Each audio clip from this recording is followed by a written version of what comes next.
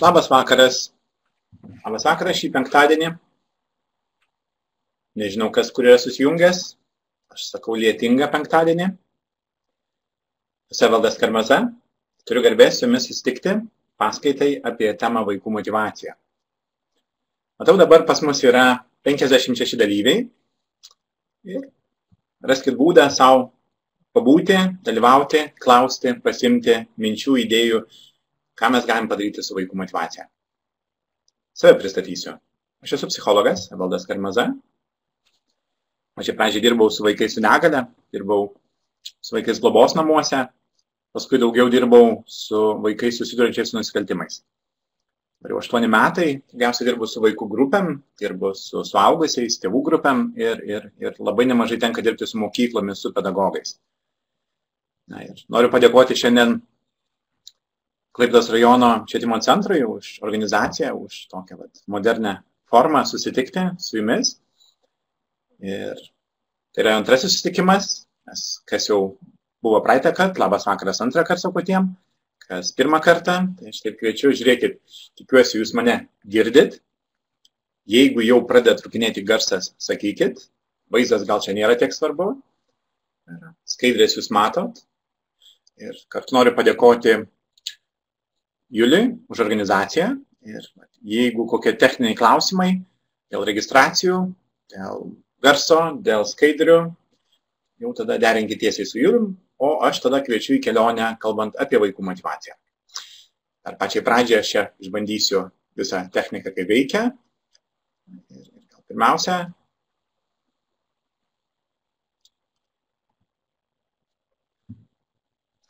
galbūt pirmiausia apie pačią temą – motyvaciją.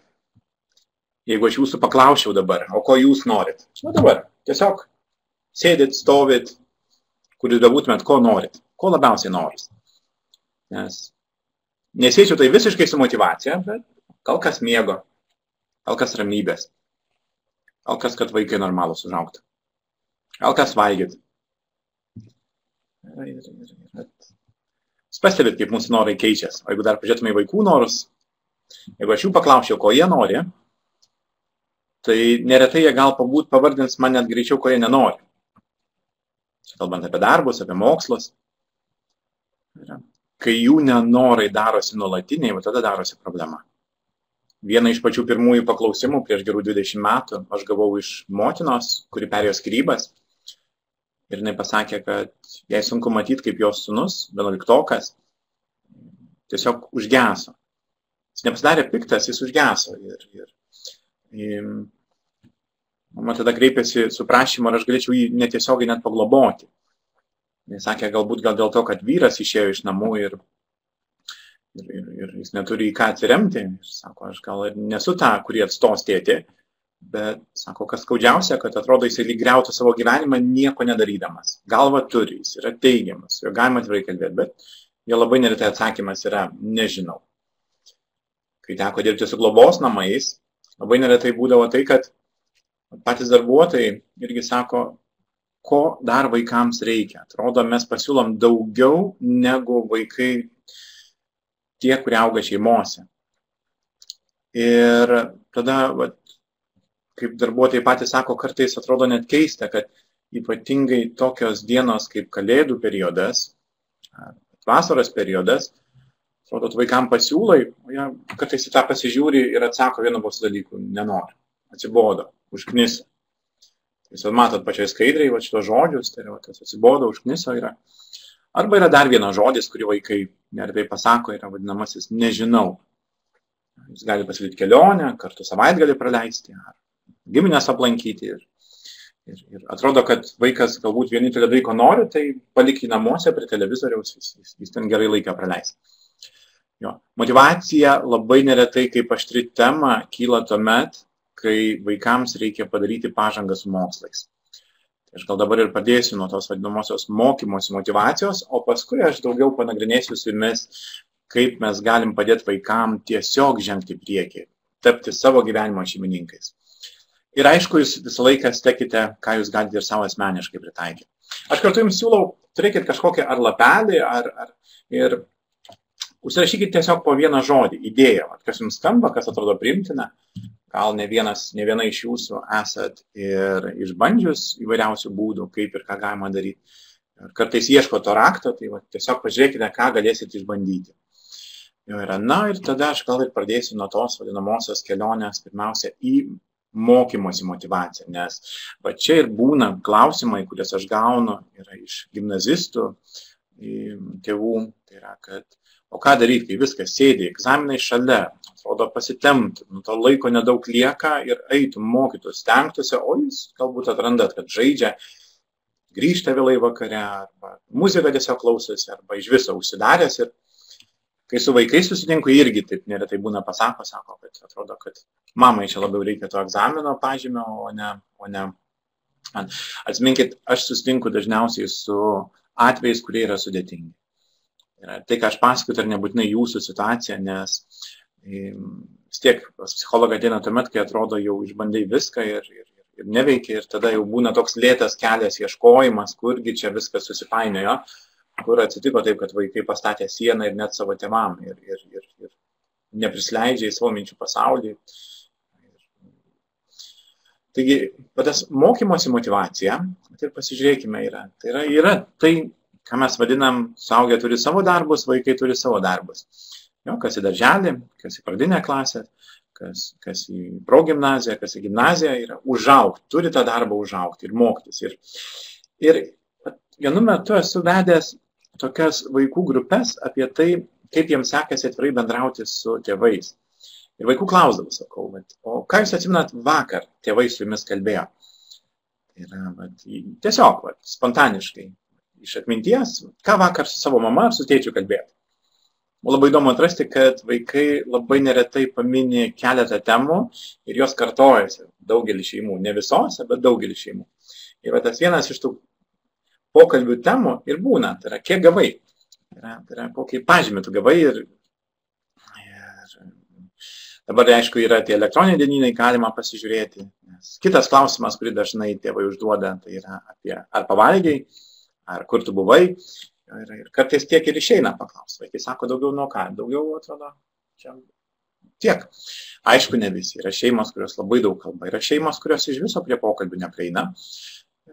Bet čia yra tas vienas iš tų klausimų, kokį pažymį gavai, jis turi žymiai platesnį kontekstą. Tai yra kiek paaugai, kiek užaugai, ką išmokai, ką supratai, ką sužinojai. Ir ypač, kai jau klasės auklėtoja mini, kad jau pažymiai blogėja, ar sakykime, jau atsiliepimai yra prasti, tada, sakykime, ar mama ar tėtis gali vaikui iškelt klausimą. Tai yra, darom kažką, taip neturi būti. Ypatingai, pavyzdžiui, kai vaikai laukia tėvų grįžtančių iš tėvų susirinkimų. Ir kokia bus žinutė yra, tai tada jau tėvas gali pasakyti, dabar pakalbėsim rimtai. Nes tai, ką išgirdau, tai nebūtinai yra gera žinutė ir atkalbėsim. Bet jūs galite pastebėti, kartais vaikai tą mokymąsi, jie net gali paversti savotišką verslą. Ir tada kaip paskatinti? Galim pasakyti, mokykis tau reikės, žinių nenešios, jos tau padės. Galbūt net aš galiu supratingai jam pasakyti, kad taip, gal ne visko reikės, bet mes turime išmokti ir pereiti dalykus, kurie, atrodo, yra nuobodus, bet paskui pamatom, kad jie ir praverčia. Ir aišku, aš net ir pačių mokytojų klausiu, ir jie sako, iš tikrųjų, ne viską jie duotų moksleiviam mokytis, bet tokias programas jas reikia pereiti. Ir tada pažymys tampa vienintelis būdas motyvuoti. Tiesiog mokykis gerai, o tą parodys tavo pažymiai. Bet kalbant apie pažymius, čia aš noriu kažkiek ir pasakyti, kad su jais atsargiai. Geras pažymys dar nebūtinai reiškia, kad vaikas nori mokytis. Blogas pažymys dar nereiškia, kad vaikas sustos. Taip, jis rodo nemažai. Bet net ir tyrėjai, psichologai darydami tyrimus, kažkaip tai mes tikimės, kad pažymys skatina ir tie pažymiai būna labai įvairūs. Jie nebūtinai tas 10-tukas, jis gali būti šypsenos, gali būti kreivės kažkokios nubrėžtos. Bet pradedam pastebėti, kad kartais pažymiai net ir prigesina pačią motyvaciją.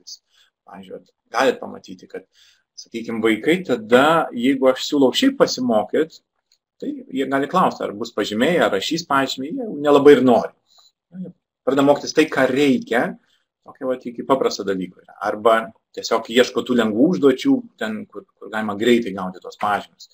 Pavyzdžiui, blogai žinutė, jūs matot, kad, sakykime, moksleiviai, jeigu su pažymiais, jie kartais net pamiršta greičiau tai, ką mokosi dėl pažymai. dėl to aš ir mokytojams patarinėjau, kad nuo karto pamokose įtraukti tokius susitikimus, kur jokio vertinimo nėra, kad atgaivintų vadinamą natūralų smalsumą. Ir aišku, čia klausimas yra, čia mokytojo problema, nes jūs pastebite, vaikai eina pas kai kurios mokytojus tiesiog nori, nes mokytas, ten yra mokytas, į mini ne vieną kartą. Yra mokytojų, kur vaikai mini sako, oi, ne, dabar bus ten ta ar ta pamoka. Nenoriu mokytojų demonizuoti, bet taip yra, jų įvairovė labai didelė. Ir pavyzdžiui, net kai pradedam tyrinėti, kaip mokytojai vaikus motyvuoja, tarkim, net su pažymiais, irgi pamatom, kad, žinokit, aš taip sakau, dar kartą nenoriu žeminti, nes aš noriu mokytojus palaikyti, aš matau, su kuo jie susiduria, matau ir jų trūkumus, nemažai tenka mokytojų matyti. Ir čia noriu pabrėžti, kad jie yra irgi žmonės ir ten visko būna. Pavyzdžiui, net matot, kaip pažymiai labai skirtingai gali rašytis. Ir tarkim, vaikai gali suprasti, kad reikia pagauti, kada mokytas yra geros nuotaikos, kad rašytų pažymį gerą, kada geriau balso nekelt, kada neįt atsakinėti. Ir ką tai reiškia? Tai reiškia, vaikas mokosi ne augti, o adaptuotis, prisitaikyti prie suaugusių. Paskui ateityje tai būna, taikosi prie darbdavio, pradeda sekti mažuosius signalus, nes savo gyvenimo tikslus seka, kur yra pavojinga ir kur gali būti lengva, ko mes visai nenorim, kad vaikas tą mokėtų. Ir jūs matot, kai kurios tokios tiesos, kurios grinai yra atrastos ir tyrinėjimų keliu, kad kartais ir mokytojas padaro daugiau tokį pažymį iš įspūdžio, negu iš patikrinimo dėl tų krūvių didelių. Ir tada tie pažymiai, aš taip net ir pasakyčiau, kad taip nesuteikit jiems to tokio didžiulio poveikio. Ir dar duosiu vieną mintį. Žinokit, pažymiai iš vienos pusės atrodo, jie gal ir nedaro to poveikio, jie kartais daro ir priešingą poveikį. Kai gauna paklausimų iš mokyklų, o ką daryti tą klasę, kai klasė didžiulė konkurencija, didžiulė kova. Ir nebūtinai net tarptų blogųjų, bet tarptų lyderių, kad lyderiai sukuria tą kovą. Jūs šeimoje galite turėti irgi motyvacinę sistemą. Tai yra ant durų kabinti žvaigždutės, šypsenas ir paskui žiūrėkit, kad kažkas yra ne taip. Ir pastebėt, pačioj pradžioj tai yra vyksta kaip ir užkabina vaikus. Kaip ir krepšinėje. Jeigu taškas į tašką vyksta kova, tai atrodo dar pasitemps. Ir jeigu dar neaišku, kaip baigsis iki pat galo, varžybos būna įdomios, įtemptos. Visi yra pasitempę pasiekti kuo aukščiausių rezultatų. Bet tik tai krepšinėje rezultatas toks. Ir prigesta, ir tie lyderiai prigesta, ir tie besivelkantis. Ir šiuo atveju gal net besivelkantis kažkiek stengiasi.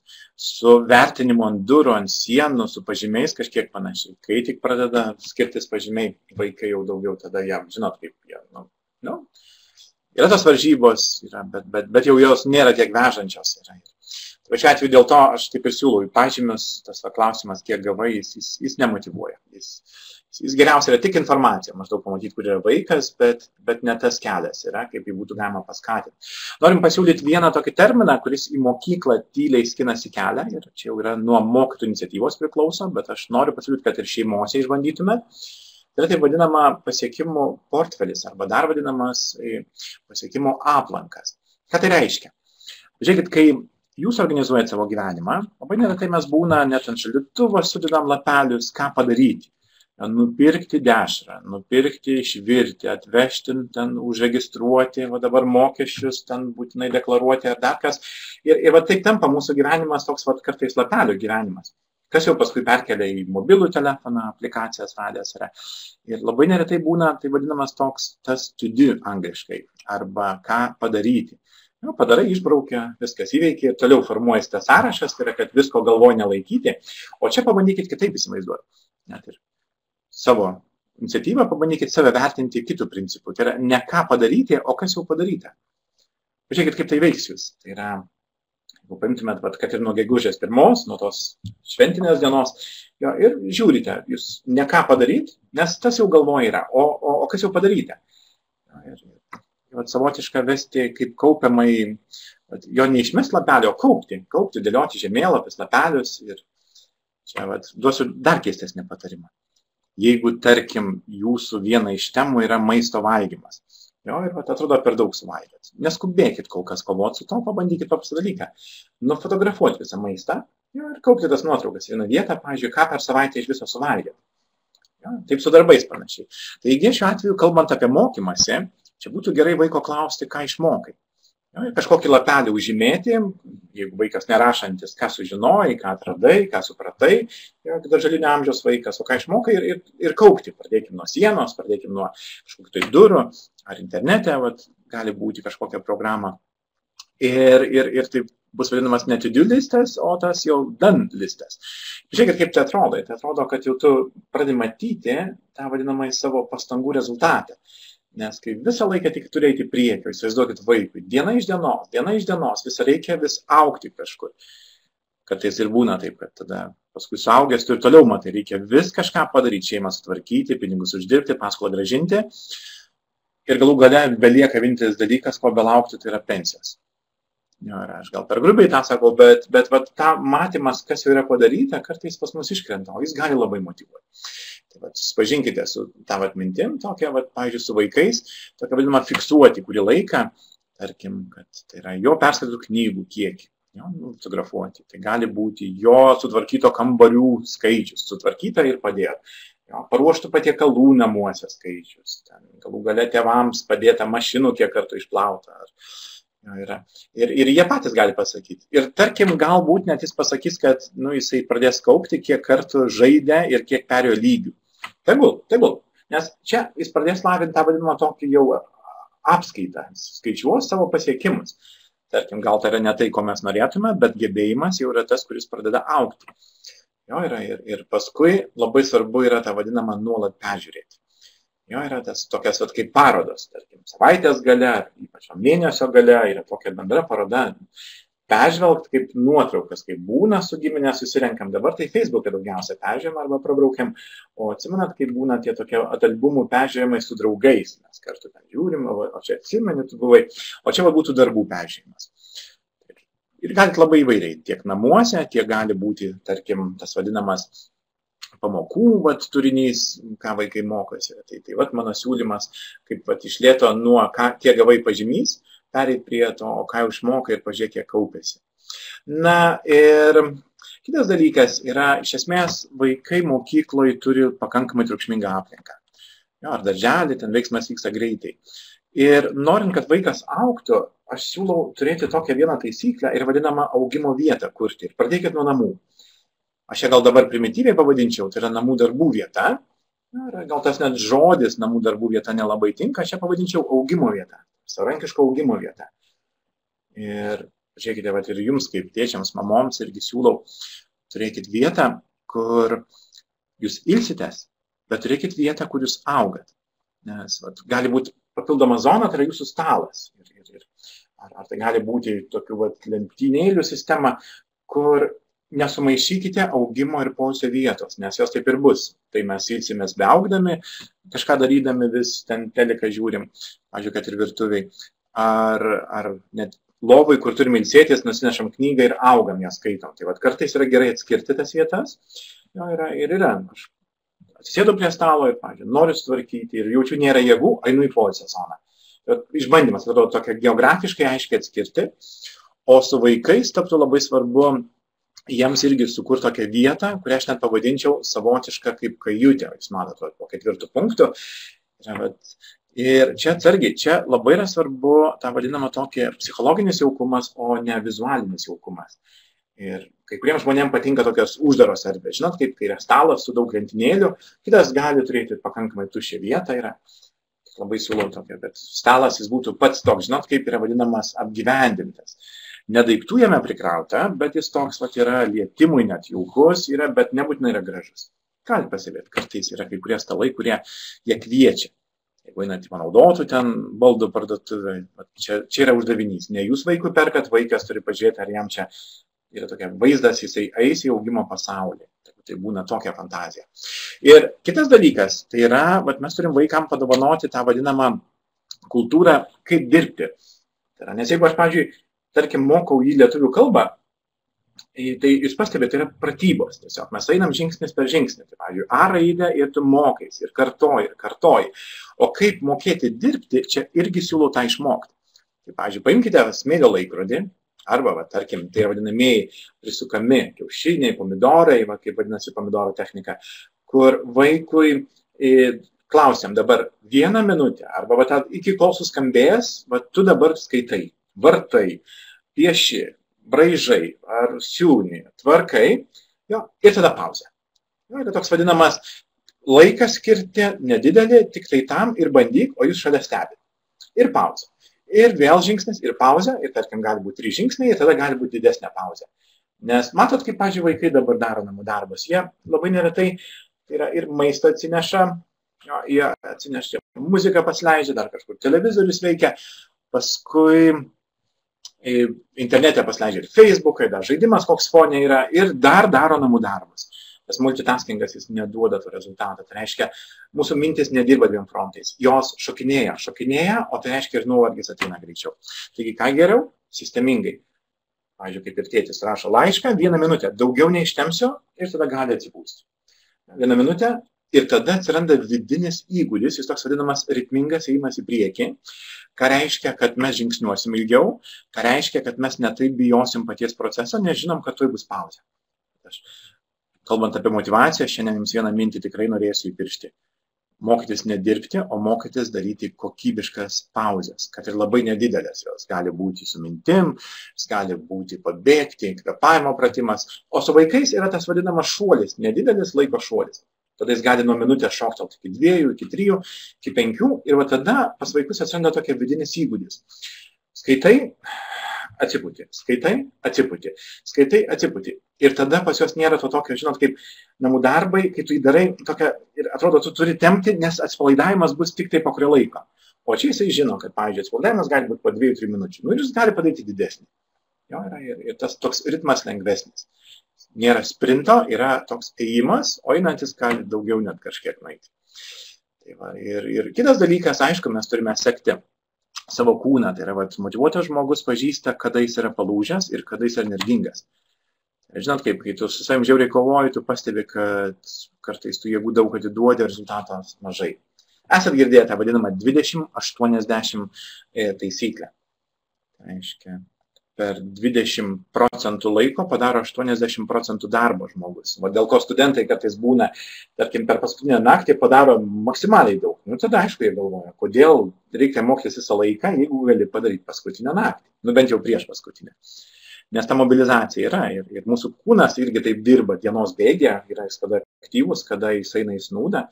Ir dėl to vaikams kartais galite leisti tą vadinamą, jie pasirenka, kada jie daro namų darbus, ne kada jūs sakot, bet ir jie, tarkim, pastumti, pradžiai labai nedaug yra ir vienas iš variantų, kad jie tiesiog seka, kada geriausias rezultatyvumas, kada dėmesys sukauptas yra. Aišku, jeigu ten sakysi naktį, tai tada jau turi dėlioti ribas, jeigu matot, kad tai yra žalinga.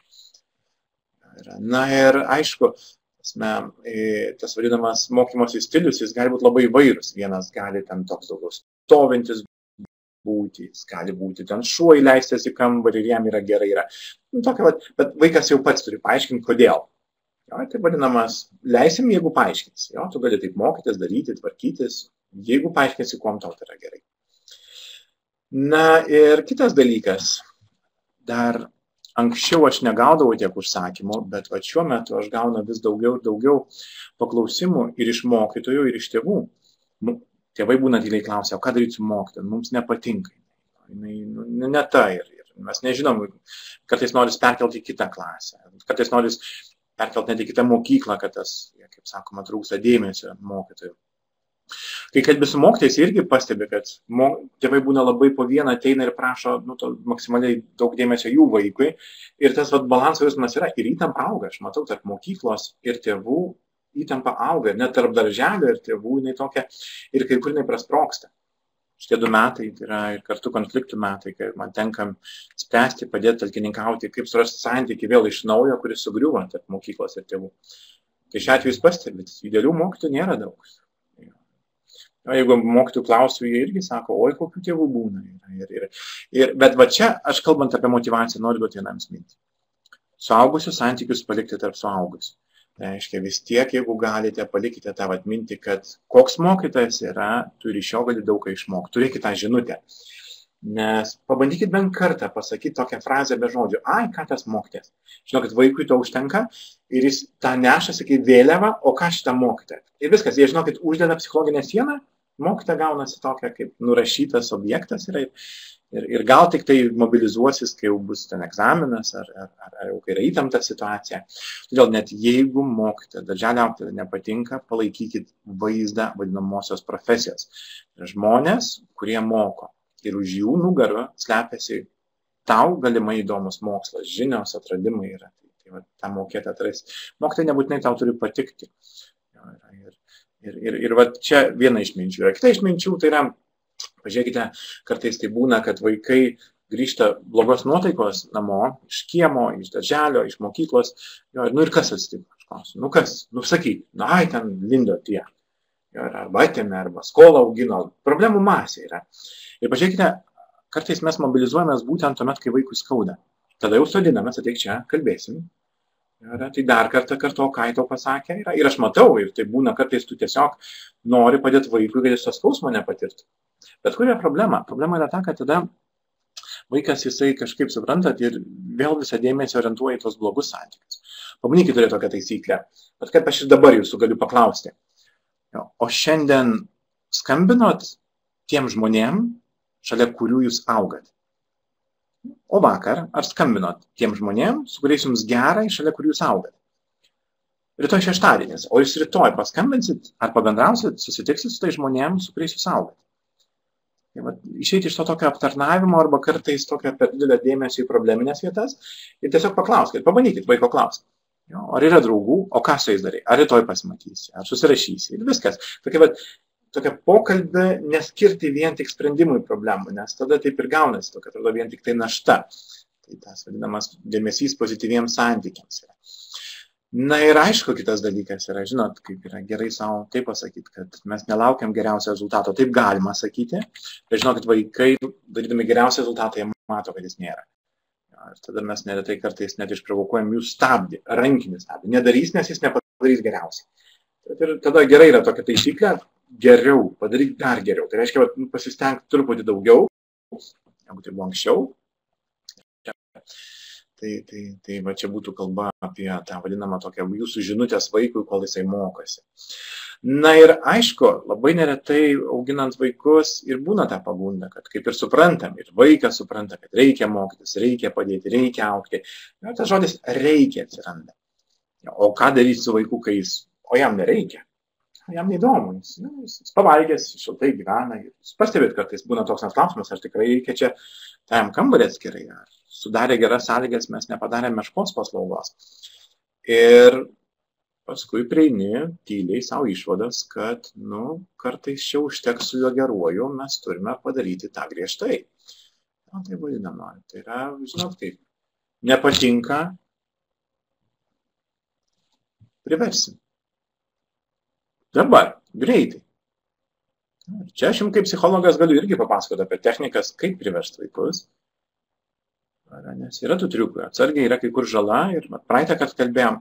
Ir jūs pastebėt, mes mokam ir užkaisti ir vaikai pamatė, kad kai jau mama viskas nenuotaikoje, suprato, eina ir tvarkos. Ir paskui tu taip supratai, kad čia kol tu kalbėjai, niekas nevyko. Tik tai tu parodėjai piktą veidą, viskas, žiūrėkit, jau eina, tvarkosi, dėliojasi. Aišku, ne visi yra, bet užkaitęs tėtis, užkaitusi mama ar močiutė, kartais būna tas, žinot, kaip nėra nuotaikos ir yra. Ir tai nereiškia tas mušimas, apie kurį mes praeitą kartą kalbėjom. Tai reiškia toks vadinamas, tiesiog eini ir darai. Ir jeigu kas klausia, kodėl, jūsų atsakymas būna toks pats paprastas, kaip ir jo klausimas. Todėl. Galim pridėti, aš pasakiau. Aišku, mes nedarom vien tik tą jėgą ir parodom, kad taip yra, kad vieną dieną jisai pats turės save išlaikyti. Ir vieną dieną ir mūsų neliks jo gyvenime, kad jis nebūtų išlaikytinis. Ir pasakom tą pamokslą yra. Bet dabar pažiūrėkit, matot, ar nepastebėt, kad atrodo veikia, bet ir ne taip, kaip norėtas. Galės sugėdinti, toks didžiulis, o žiūrėkit, kaip daro, ar dar kas nors. Ten galų gale, tai kas taip prašo, kas taip tvarkosi. Argi čia dantų valymas, nesvarbu kas. O galų gale net ir pasakom, tai lėksi. Kaip mano mama man vis nuolat, kaip jau tapo gyventi Vilniuje, kad gyvenom prie globos namų, tai manima taip užuominas duodavo, kad jeigu kas lėksiu. Ir kas yra įdomiausia, taip ir sutapo, kad mano pirmoji darbo sutartis ten ir buvo. Tai aš ir nulėkiau pats, kadangi mama nenavarė.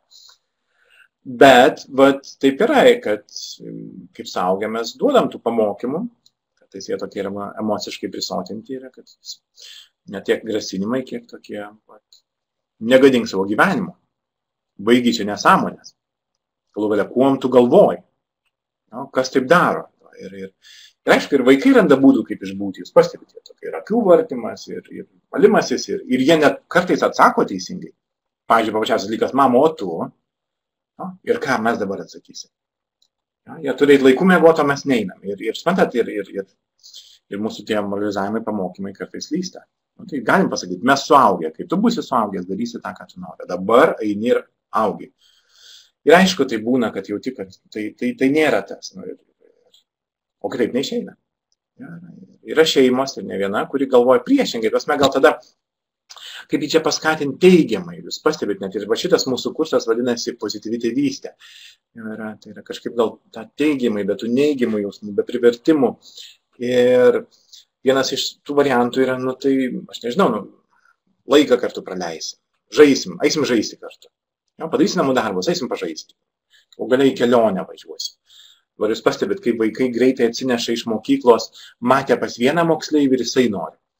Tai pradeda nuo batų, kedų, šukuosenų, tatuiruočių, net auskarų, ar dar kas nors, mama duok. Knygų. Tada, aišku, mes padarom tokį dalyką. Parodai, kad paaugai, parodai, kad padarėjai, kas nuo tavęs priklauso ir mes atsilyginsim. Aišku, mes turim tą biudžetą savo skaičiuoti. Bet ir čia jūs pastebit, kad nebūtinai taip tas pirkimas vaiko tobulėjimo jis taip suveikia, kaip norėtas. Būna momentas, kai jis pasitenka, vaikas sutvarko ir paskui tyliai klausim, duok. Pasikloja, duok. Išsimiegojo, duok. Ir paskui va čia yra globos namų viena iš istorijų, kai tenka matyti. Tie patys vaikai ir juos veikia tie patys dėsniai. Jie atrodo, tuos metu jiems duodi, jie paskui ir vėl laukia. Paskui toks jausmas, kad vos ne prekyba vyksta. Tas tobulėjimas atrodo, kad savaime turėtų vykti kažkokie strigimai yra. Baigės pinigai, baigės augimas. Ir tada mes ieškom dar kitų būdų. Ir jie nėra blogi. Aš nesakau, kad jie neveikia. Jie veikia. Ir, pavyzdžiui, vienas iš tų būdų yra, tai vadinamasis, tai gal tada be tų daiktų kažkaip jį paskatinti žodžiais. Per pagirimus, per tokį teigiamą įvertinimą. Tarkim, tėčiai, mamos, jeigu aš jums dabar pradėsiu sakyti žodžius, nes labai neretai ir tėvas ir mama turi vieną iš savo būdų motyvuoti, tai yra tokia kaltės jausmas. Kokį aš manau, einam, pasitemkim ir padarykim dėl savo vaiko. Ir paskui tu jauti, kad net ir supranti, kad ne viską padarėjai ir kažkaip to esi kitaip skatinti. Ir norisi tokio, kad ar partneris, ar antroji pusė tave palaikytų ir pasakytų, tu faina mama. Aš matau, kiek tu dėl vaikų stengiasi. Taigi atsiranda pagirimai. Pagirimai ir važiuokit, aš jums duosiu pavyzdžių. Paimkite savo vaiką, ypač jeigu vaikas dabar netoli kompiuterio, tai jūs galite taip jį atsisukti ir pasakyti, o dabar paklausyk, aš apie tai pasakysiu. Tai yra vienas iš jų. Tu, būdamas čia, darai mane laimingu. Pabandykit. Pabandykit savo žmonai pasakyti. Jeigu ten virtuvėje, nueikit pasakyti, žinai ką? Būtent tavo buvimas netoli ir šalia daro mane laimingu. Man džiugu tave matyti. Bet aš taip galiu žodį po žodžio. Ir pastebėkit, matot, tai nėra kažkaip įprasta. Tai yra toks, kažkas atrodo keisto, bet tu matai, tai veikia. Ne? Kad ir prasi žodžiai, žinai, tai nėra, kad mes esam tobuli, bet tai, ką mes turim netobulo, tai yra tobula. Tiesiog klausas dalykas, tas amerikietikas, gerai, geras darbas. Aš matau tavo rūpestį. Tu esi fantastiškas žmogus. Man geras ten būti. Tai yra magiška. Tai yra puiku. Super, liuks. Tas vadinamas like. Facebook yra. Ir mes ir savo sakom, kartais savo sunkiau sakom. Kai kiti pasako, taip atrodo pradžiai keista, bet vis tiek, užtikabina. Beduosiu mintį. Neidealizuokit ir to. Čia pirmiausia verslo įmonės tyrinėjo, jeigu darbuotojus pagiriam, įvertinam į teigiamą darbą arba pastabas duodam, ar tai veikia. Veikia, bet ne tiek, kiek mes tikimės. Nes mes kaip žmonės, žinot, kaip yra, mes adaptuojamės ir prie pagirimų, mes adaptuojamės ir prie tų kažkokių tai neigiamų paskatinimų yra. Tai dėl to aš taip apibendrintai, taip noriu pasakyti, turėkite tą, turėkite kaip arsenalą, jis toks nuspalvina, jisai moko to vadinamo emocinio žodyno. Atsiprašau. Bet kartu savo pasakykite vieną dalyką. Tai yra jūsų būdai, kurie nėra tobuli. Ką tada daryti? Kaip tada dirbti? Kokiu būdu tada vaikus motyvuoti, jeigu taip jauti, kad tu padarai tik dalį kelionės su visom dovanom, su visais susipykimais, su privertimais ir stoja. Ir va čia mums tada tenka pasižiūrėti žymiai atidžiau. Tai vis dėlto, kas yra tie vidiniai mūsų varikliukai, kurie mus skatina į priekį? Nes jeigu, pavyzdžiui, tarkim, jūs norit numesti svorį, norit pradėti sportuoti, norit išmokti anglų kalbą.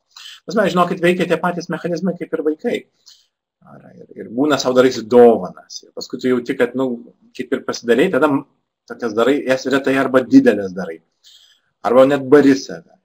Ar privertė, tos yra vidinė kova labai didžiulė, kai kurie va taip ir sako. Tai yra tokia, mokėk kovoti su savo tinginiu. Kovok, nugalėsi, tada didžiuosies.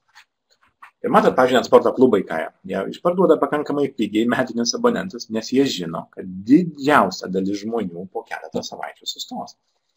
Ir atrodo, žmonės nuoširdžiai per naujusius metus palinkė savo, kad keis gyvenimą, įpročius keis, santykius gal keis ir kažkur atsiranda strigimas. Ir va čia tada reikia savo mokėti tą vadinamą tokį atskleisti nuoširdumą. Mokėti į save pasižiūrėti be pykčio ir be jokių paskatinimų. Bet tai vadinasi tokia dar kartą pažiūrėti, kas yra, kur aš sustojau. Ir va čia aš su jumis galėčiau jau daug kalbėti, čia paskaitos neužteks, bet noriu bent keletą užuominų parodyti, kaip matyti žmogų. Ir pažiūrėkite tiesiog dabar į save. Ir į savo vaikus, bet pažiūrėkite ir į save. Tai yra, iš esmės, kada pas mus yra tas augimas. Aš jums pradžiai pasakysiu tokią vadinamą, esat gal girdėję Abraham Maslow poreikių hierarchiją. Tokia labai suprimityvintai, va to netrukus pateiksiu. Yra, bet jūs turbūt greičiausiai pastebėt, kad tos išorinės paskatinimo formos, jos eina, jos keliauja. Ir iš tų išorinių aš noriu dar tik parodyti jums vieną iš tų mokslinių truputį terminų, parodyti tą vadinamą tokį įprotis. Esat girdėję žodį įprotis. Psichologai yra daugiau tų subterminų yra.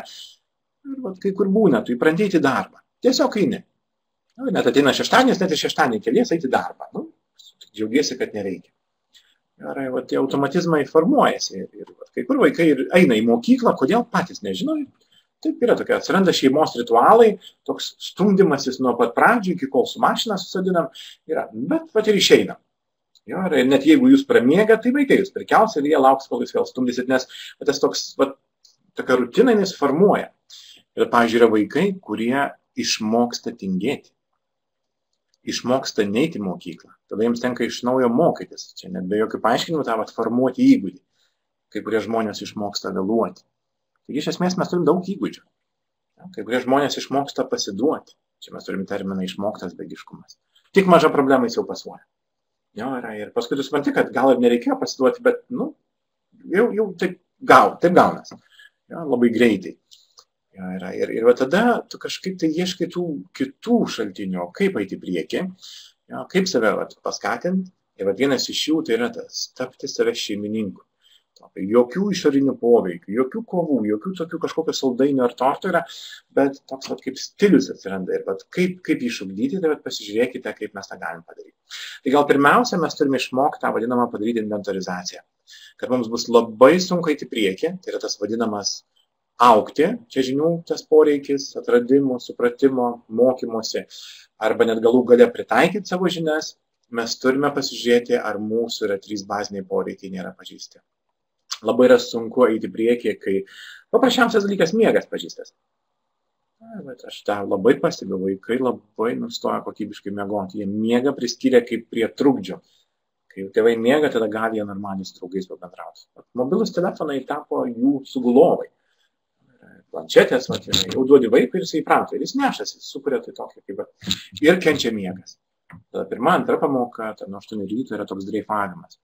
Neišsimiegoja žmogus, net jeigu jūs dabar esate neišsimiegojas ir čia dalyvaujate. Jūs pastebėt, kartais būna toks dalyvavimas, gal kas nors ir į mane žiūrite, tai į kompiuterį. Kaip ir suprantat, bet suprantat, ką reiškia mintyse, tai yra, ne tai, kad lova matai, tu lauki to šviežumo, kada tu eisi. O kai yra tas šviežumas, jūs pastebėt, tai yra kažkaip labai lengvai gaunas. Pradė net pasiilgti to šviežumą.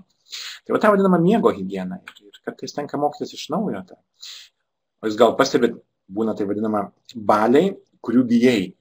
Nes prisivalgys ir toks esi kaip bačka prikimštas, atrodo skaniai, šeimininkė padarė, bet tau reikia dar išjudėti ar išsibėgioti.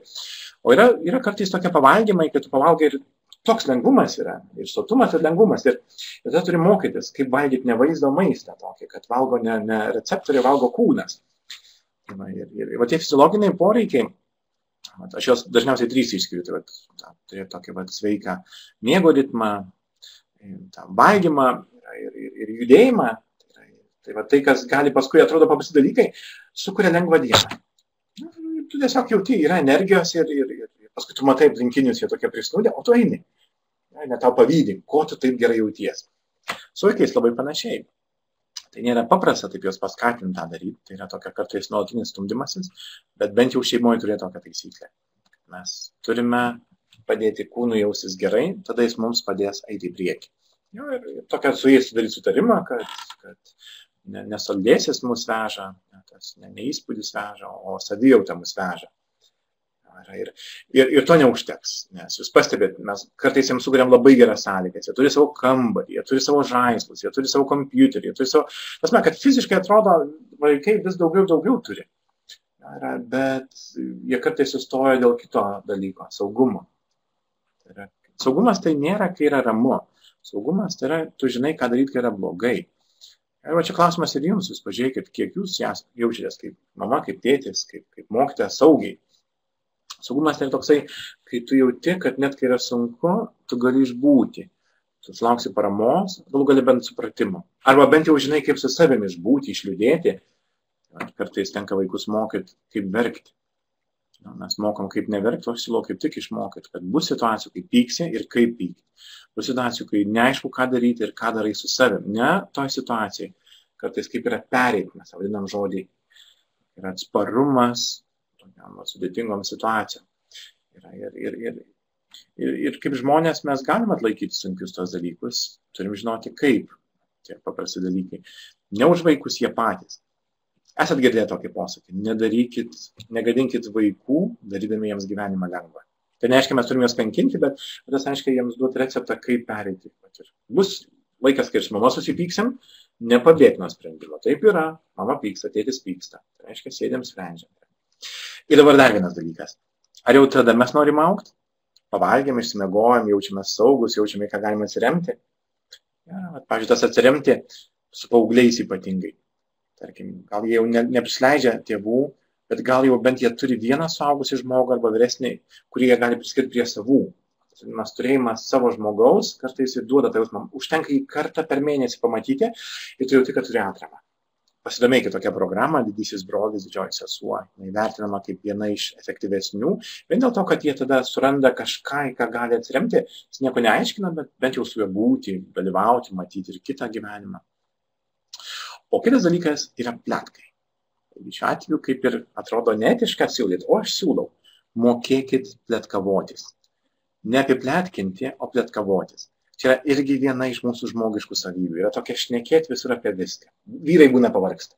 Ir kiek anekdotų yra apie moteris, kad ten 20 minučių kalbėjo ir nusprendė, kad ne ten pataikė. Telefonu. Ir va čia yra labai žmogiška. Aš nesakau, kad vyrai nepletkina. Jeigu pamatysit vyrus susirinkus vieną vietą, jie žinokit, ten kartais pasiekia tokias pletkų formas. Pats esu dirbęs gamykloje, kur vien vyrai. Taigi, čia yra mūsų natūra. Ir kartais yra gerai turėti tokias vietas, kur mes susitinkam tokią pašnekėti apie nieką. Kartais vadinamas toks paniugint. O tu ką. Ir toks yra be turinio išmokyti turėti tuos susitikimus, kai niekas neauga. Tai neturi būti vien protingi pokalbiai. Jie gali būti tokie, yra pasišnekėjimai. Jaukus pabuvimai yra tokie, kai aš paprastai siunčiu tik vieną žinutę, aš matau ir girdžiu tave, tu mane ar matai ir girdi. Ir paskui atsiranda tas dalykas, kai šitie poreikiai atrodo subalansuoti, nepatenkinti tobulai, bet bent jau tu žinai, kad tai bus momentai, kai bus gerai. Atsiranda dalykas atrašyti pasaulį. Ir tu net nesustabdysi vaikų, jisai žiūrėk jau knygą atverti, jisai ten nupaišė, jis padarė, jis eina į priekį. Ir kartais net jauti, kad su manimi yra daugiau problemų negu su vaiku. Jis daugiau nori negu aš. Jis nori parodyti, ką padarė ir paskui jaučiu, kad mano problema yra, kai kam nors kitam parodyti. Ir dabar matot, kuria problema? Problema yra jau ne su vaiku, jau su manim. Tada aš jau turiu žiūrėti, kas pas mane ne taip. Miegas, maistas, judėjimas. Galų saugumas, žinot, kaip yra, kaip nežinai, kaip išspręsti finansus, kaip su darbu bus yra, galų galę su sveikata. Arba galų galę tas vienišumo jausmas. Nu tai tada taip ir darom, einam tvarkyti save, tik tada grįšim prie vaikų. Bet formulė ta pati. Jo, paskui jau mes patys tą pasaulį atrasinėsim. Ir to neužteks. Aš jums noriu dar vieną dalyką pristatyti ir tą vadinamą tokią laiptų požiūrį į vaikus. Nes kai žmonės auga, mes matom kūnus augančius. Būna prie sienos darom tuos žymėjimus, jau ten paaugo 1,10 m, 1,12 m, 1,15 m ir ten jau tam tikrai yra liniuotės prikabintas. Taip yra, jisai paauga ir paskui senatvėje jau nenori matuotis, kai matai, kad atrodo, tas ūgis buvo toks, jau žiūrėk, praradai 1 cm. Tai ta fiziologinis, tas fizinis augimas, jis toks kaip lankas yra. Yra jėgų žydėjimas, yra, kai tu lėtėjai, tu matai, kad pavargsti greičiau žaisdamas krepšinį ar dusti greičiau yra, bet žmogaus augimas viduje jis yra vadinamasis laiptais. Laiptais tai reiškia, arba tu jau gali, arba dar negali. Ir jūs matot, aš jums noriu pristatyti tokius vadinamuosius 5 laiptus ir juos pakomentuoti, nes jie labai yra susijęs su motyvacija. Ir čia aš kažkiek tą jungsiu su praeitą paskaitą, nes aš jau tą minėjau jums. Tai yra būtent peržiūrėkite ir inventorizuokite savo namuose tai vadinamasias taisyklės. Tai yra, nes aš siūlau tos laiptus susėti su savo namų taisyklėm. Ne tokiais nurodymais, bet tokiais kaip tikslais. Tai yra, dabar trumpai jos pristatau, tai yra tas viena iš jų pasitikėjimo taisyklė. Pasitikėjimo laiptas. Kita iš jų yra savarankiškumo. Tai yra mokėjimo pačiam kurti, daryti, išspręsti, užbaigti. Trečia iš jų jūs matote tą iniciatyvos. Tai reiškia, ir pats turi sugalvoti. Galų gale tą vadinamą tokio augimo tobulėjimo taisyklę, arba tokio savito stiliaus taisyklę. Bet jau šitas taisyklės turėkite ir aš jas trumpai tik pakomentuoju, nes čia kartais norėdami gero vaikam galim padaryti meškos paslaugą. Na ir pradėkime nuo vieno dalyko, yra vadinama tokio pasitikėjimo taisyklės. Auga dar, kai vaikai yra maži, tai yra, tarkim, kai jie verkia, jie žiūri, ar prie jų prieis. Tai yra, nuo to, kai jie žiūri, šitas pasaulis juos girdi ar ne, ar jis gali parodyti save pažeistą, verkiantį, piktą. Tai ir žiūrėkite, stovi kur nors kampe ir mėto daiktą, ar daužo ką nors. Realiai jisai netiesiogiai siunčia žinutę, kad aš piktas ir matot. Ar matot? O aš kaip, pavyzdžiui, tėtis galiu pasakyti, baigi čia nesąmonės. Baigsiu važiuotis, tada pakalbėsim. Ir viskas. Ir tai reiškia, kad jis taip suprato, kad kai blogai jauties, tu turi dingti kur nors. Arba ypač, jeigu tu verki, pastebi, kad kartais būna įsupluoja, o kartais jauti, kad ne tas yra. Tai mūsų yra tokia taisyklė, aš siūlau taip tėvams. Kai vaikas nori dėmesio, aš jo parodysiu tiek, kiek galiu ir moku. Ateik čia. Bet yra kita taisyklė. Bloga nuotaika tau nesuteikia teisų kažko daugiau gauti. Maisto, pinigų, kompiuterio, ar ten prie teliko ilgiau pasėdėti yra. Aš tik atėjau paguosti. Tai reiškia, aš visą laiką parodau, aš jau girdžiu. Parodyk man save netobulą, aš taip gal netiesiogiai tą sakau. Ir ką mes darom, tai yra, šiuo atveju turėkite tą taisyklę, kad gali pas mane ateiti bet koks. Nepadaręs, supykęs, prisidirbęs, aš pirmiausia pasakysiu, aš matau. Duok apkabinsiu. Tas žodis apkabinti, dėl to kartais šeimose turim tiesiog mokyti apkabinti. Mes kartais išmokam, kai pagerėsi apkabinsiu, kas nėra gerai. Kai nori, tiek apkabinsiu, bet daugiau nieko, čia nėra verslas, čia yra tiesiog aš tave matau. Nežinau, kaip paskui vaikai išmoksta kitą priešingą taisyklę, tas atsargumas. Išmoksta, žinau, kaip tokia nerašyta taisyklė, prie tėvų gali prieiti tik pagerėjęs. Susitvarkęs, išmokęs, o jeigu ne, tai. Ir paskui jie mokosi tą tokią, kai yra blogai, jie mokosi vienišumo. Ir tada atsiranda tas dalykas melas. Toks sienos augimas yra taip. Dėl to yra gerai namuose tokia taisyklė. Pabandyk būti su manim toks, koks tu iš tikrųjų esi. Ir jeigu tu padarai blogai, mokėk tą pripažinti. Taip mes barsimės, bet didžiuokis labiau tuo, kad tu gali tą pripažinti. Nes kai kurie vaikai tiesiog tampa paskui patologiniai melagiai. Paskui jau galvojo, tai ar daryti namuose ikiteisminį tyrimą, kaip ir būna, po metų atrandi kur nors užmestus saldainių ten popierius, ar ten galų galia dar ką nors baisiau, ko net nenorėjai. O vaikas tas lėpia, atrandi vagystės, atrandi sulaužytus daiktus. Ir čia tada tampa visą laiką tą akcentuoti. Bent jau šeimoje būkim tokie, kokie esam. Ir čia, aišku, tampa labai svarbu tarp vyro ir žmonos. Mes visą laiką užduodam klausimą, kiek man vaidinti gerą tėtį, vyrą, kiek parodyti save netobulą. Žmonai lygiai taip pat. Kiek parodyti save, savo kūną, savo savo gyvenimą, savo nuotaikas. Ir tai nėra paprasta, nes kartais taip yra, kad atrodo, pirmą turi pasipuošti net prieš savo artimiausius. Bet realiai tada griūna tą pasitikėjimo taisyklę tokia yra. Nes tu, kai tu gyveni su visu žmogaus pasauliu. Tu nebūtinai jį priėmi, tu nebūtinai jis patinka, bet tu jį matai, tu mokaisi jį priimti. Tas pasitikėjimas. Nes vaikas paskui, žinot, kaip jis meluos, kad jis tingi, jis meluos, kad padarė, iš tikrųjų nepadarė, jis meluos, kokį pažymį gavo, jis meluos, kad jis stojo universitetą, jis meluos, kad išėjo darbą, jis gražią pusę pateikia ir tada jisai tą blogąją pusę tik savo turi ir net savo meluoja. Žmonės net savo meluoja, kad, pavyzdžiui, tiek nevalgė. Nusipirko maišą ten saldainio, o paskui po vieną, žinot, kaip jie toks po vieną įmu, čia tik vienas. Ir dar vieną, ir paskui dar vieną. Ir meti tos papiriukus kuo greičiau. Vyrai, pavyzdžiui, būna išgeria butelius, jos greitai priduoda. Kad negerai atrodo tuščių butelių turėti. O realiai savo meluoja, kiek išgeriai per savaitę, kiek išgeriai per mėnesį. Ir ten po baliaus net būna, jeigu neši priduoti, kur nors tu tai pažiūri, kad nieks nematytų. Net pats nenori pažiūrėti, kiek čia negali būti, kad aš tiek. Tada pasitikėjimo taisyklė tampa labai svarbi. Aš negaliu aukti, jeigu negaliu savo pripažinti, kur aš esu ir koks esu. Čia kaip vadinama, susipykau su svarstyklė, man atsibodo, kiek jos rodo. Tai aš jas išmečiau. Ir pasidarė ramiau. Tai reiškia, tiesiog nemoku pripažinti, kaip iš tikrųjų yra. Na ir tai va čia viena iš jų yra, o kita iš jų yra vadinama ta savarankiškumo taisyklė. Nes vaikams svarbu duoti tą žinutę, kad ateis diena, kai tu toliau eisi vienas, net ir turėdamas tėvus. Ir pradeda mokytis dabar, o taisyklė tokia, ką gali pats, padarysi pats. Ir čia nesvarbu gerai, blogai, bet nuo iki. Ir va čia tampa labai svarbu mums išlaukti tą vadinamą tokį, kai vaikas pasakė viskas. Tarkim, jis ten valgo, jau tu nori kitą patiekalą duoti, o jis dar ten išlėtus tą lėkštę, arba batus ypatingai rišasi, jau reikia eiti, bet čia jums labai svarbu išlaukti, kad jis pajaustų tą jausmą, jis pats pradėjo, pats pabaigė. Čia kartais būna vadinamasis toks 5 valandų išėjimo projektas į lauką. Ir atrodo, jau vakaras atėjo, čia tai tik rytinis pasivaikščiojimas turėjo būti. Ir žinokit, va čia reikia išlaukti. Išlaukti, nes čia aš ypač kalbu apie 2, 3, 5 dar metų vaikus. Ir žinokit, net ir apie 40 metų vaikus. Nes kartais yra savo gerai tai pasakyti. Man nebūtina nueiti sportuoti, man svarbu bent jau pasiekti sporto salę ten pabūti. Ir paskui išeiti. Ir taip, žinot, kaip yra. Tai vadinasi, iš lėto formuoti tą tokią, kad aš pats pradėjau, pats pabaigiau, tai nėra tobul, tai nėra gerai. Čia kaip ir laiškus, jeigu rašom. Darbus darom, tai va tas vadinamas, tu negali iškart daryti gerai, o jeigu darai gerai, kartais net pasuoji. Tiesiog, tai va dėl to aš siūlau,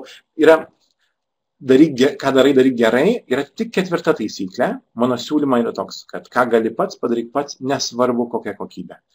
Dėl kas turit labai aukštus standartus atsargiai, jūsų aukšti standartai vaikams gali juos užgesinti.